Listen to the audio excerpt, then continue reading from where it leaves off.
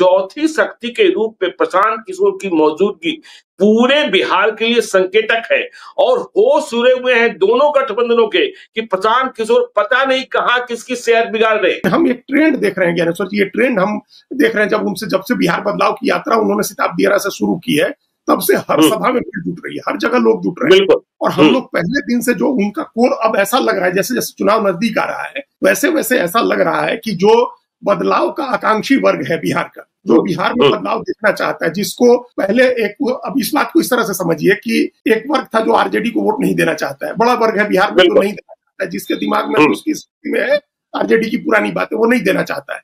लेकिन उसको नीतीश कुमार से को लेकर के वो दुविधा की स्थिति में था कि देख ही नहीं, जब से नीतीश कुमार की सेहत बिगड़ी है तब से उसकी दूरी नीतीश कुमार से भी दूर होने लगी है, बढ़ने लगी है। उनका वोट भी लगातार कम हो रहा है, उनकी लोकप्रियता लगातार कम होती जा रही है। अकेले जब लड़े थे 14 में तो उनको 16% वोट आया था। आज कोई भी सर्वे उनको 10% से ज्यादा की पार्टी नहीं मान रहा है, जेडीयू को। ये जो उनका वोट कम हो रहा है वो उसका एक बड़ा हिस्सा प्रशांत किशोर की तरफ शिफ्ट हो सकता है। ये एक बहुत बारीक राजनीतिक बात है जिसको सर्वे करने वाले लोग बहुत मतलब गहराई से समझ रहे, उठा रहे, इसके आंकड़े भी ले रहे हैं। नीतीश कुमार से जिन लोगों का मोह भंग हो रहा है, या मोह भंग से ज्यादा ये कहें कि जिनको लग रहा है कि अब नीतीश कुमार बुजुर्ग हो गए और बिहार संभालने की स्थिति में नहीं है, उसका एक बड़ा वर्ग प्रशांत किशोर के साथ जा रहा है या प्रशांत किशोर की तरफ देख रहा है कि ये कोई बन सकते हैं कि नहीं, हमारे लिए अवसर कोई हो सकते हैं कि नहीं हो। तो प्रशांत किशोर वो अवसर बन रहे हैं। और हम फिर दोहरा रहे हैं ज्ञानेश्वर जी, 20 से 22% वोट बिहार का हमेशा तीसरी ताकत को जाता है, अन्य को जाता है।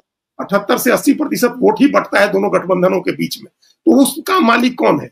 इस बार आप तय मान के चलिए कि निर्दलियों के लिए कोई स्थान बिहार में नहीं रहेगा। पिछली बार निर्दलियों को 9% वोट मिला था, तो वो निर्दलियों के लिए कोई स्थान नहीं रहेगा। ऐसे ही अगर गिनते चले जाएं तो 9% निर्दलियों को जो वोट था वो उनके लिए इस बार नहीं होगा, 2-3% होगा। पिछली बार 5.66% चिराग पासवान ले आए थे अकेले लड़के। वो पूरा का वोट, पूरा 5.6% वोट नहीं ट्रांसफर हो रहा है एनडीए, उसका एक वोट जो है प्रशांत किशोर के लिए जाएगा।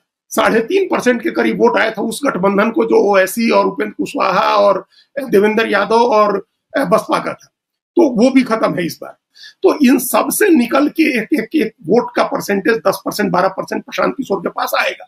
और उसके अलावा 10-12% वोट जो है वो आकांक्षी वर्ग है, जो जाति भेद से ऊपर, धर्म भेद से ऊपर बिहार के बदलाव के लिए मतदान करना चाह रहा है, जिसकी इच्छा है कि करे।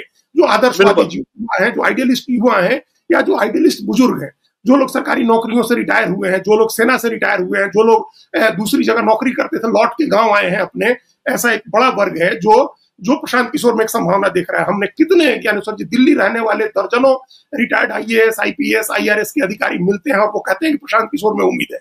देखिए, बीजेपी ने कोशिश प्रारंभ की है जिसके बारे में फिर से पुनर्विचार शुरू हो गया है। एक भारत श्रेष्ठ भारत। तैयारी किस बात की है कि चुनाव कब होना है? चुनाव होना है दशहरा से छठ के बीच में, कि 50 लाख वैसे अप्रवासी बिहारी जो दूसरे प्रदेशों में रह रहे हैं उन्हें बिहार लाया जाए और वोट कराया जाए। लेकिन जब बिहार के बीजेपी के नेता उन 150 जिलों में पहुंचे तो बिहारियों ने प्रशांत किशोर की बात उनके बीच छेड़ दी। तो एक खतरा यह भी समा गया है कि लाएं हम और वोट प्रशांत किशोर को मिल जाए, तो इस पर फिर से पुनर्विचार शुरू हो गया है कि ये करना उचित होगा कि नहीं होगा। ये भी खतरा, ये भी भय समा गया है ज्ञानेश्वर। इसलिए तो हम कर रहे हैं, हम तो ऐसे लोगों से रोज ही इंटरेक्ट कर रहे हैं दिल्ली में, और वो कह रहे हैं प्रशांत किशोर में उम्मीद है, प्रशांत किशोर में संभावना है, बिहार का भविष्य है। तो अगर मान लीजिए वो अपने भी साधन से गए, अगर छठ में, दिवाली छठ में अपने गाँव गए, या बीजेपी के साधन से गए, तो वहां जाकर के तो प्रशांत किशोर का माहौल बनाएंगे।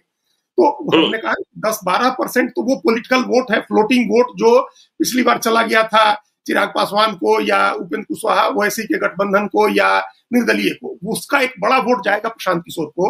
और ये जो आकांक्षी वर्ग है, नौजवान वर्ग है, या जो आदर्शवादी वर्ग है, जिसको हम लोग मानते हैं, जिसने जीवन भर ईमानदारी से नौकरी किया है, टैक्स भरा है, मेहनत किया है और अब रिटायर होकर के है, उसको प्रशांत किशोर में संभावना दिख रही है। अगर वो प्रशांत किशोर के साथ आता है तब तो, और प्रशांत किशोर अच्छे कैंडिडेट चुन लेते हैं, तब तो एक निश्चित रूप से बिहार का चुनाव त्रिकोणात्मक बना देंगे। और ये इसी का संकेत उनकी सभाओं में मिल रहा है। हमने पहले कहा, महीनों तैयारी करके सभा की, चिराग पासवान ने जितनी भीड़ जुटी उतनी उनकी रोज की सभाओं में जुट रही, रूटीन की सभाओं में भीड़ आ रही है, अपने आप लोग पहुंच रहे हैं और लोग पहुंच के चर्चा कर रहे हैं उनके बारे में, एक मैसेज लेकर के अपने गाँव जा रहे हैं कि भाई ये आदमी अपने लिए तो कुछ कह ही नहीं रहा है। ये उनकी सबसे बड़ी पूंजी है आदर्शवादी और आकांक्षी युवाओं के बीच में, बुजुर्गों के बीच में। तो ये वो उनकी सभाओं में और महिलाएं जिस तरह से उनकी सभाओं में आ रही हैं, नौजवान आ रहे हैं और जो एक मैसेज लेकर के गांव-गांव जा रहे हैं, ये दोनों गठबंधनों के लिए बहुत चिंता की बात है, बहुत सोचने की बात है और उन्होंने अपनी ताकत दिखा दी है हर जगह। बिहार का चुनाव दिलचस्प होने जा रहा है और बिहार के चुनाव में तीसरी शक्ति भी अब मजबूत होती जा रही है और एनडीए के भीतर खटपट है और इंडिया ब्लॉक में अब तक कुछ तय नहीं हो पाया है। तेजस्वी यादव का नेतृत्व ही तय नहीं हुआ है।